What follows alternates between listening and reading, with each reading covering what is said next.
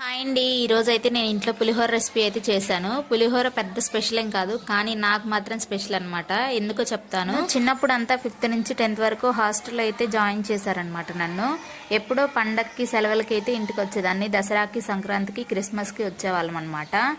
అయితే వచ్చినప్పుడు స్కూల్కి వెళ్ళాలంటే ఏడుపు వస్తూ ఉండేదన్నమాట. ఇంకా మా అమ్మ మేము వెళ్ళేటప్పుడు వల్ల పులిహోర చేసి బాక్స్కి పెట్టి పంపిస్తూ ఉంటుందన్నమాట. మాకు హాస్టల్లో ఫుడ్ బాగానే ఉంటుంది, కానీ ఇంటి ఫుడ్డే కదా, అలా ఒక పూటంతా అదే తినేదాన్ని.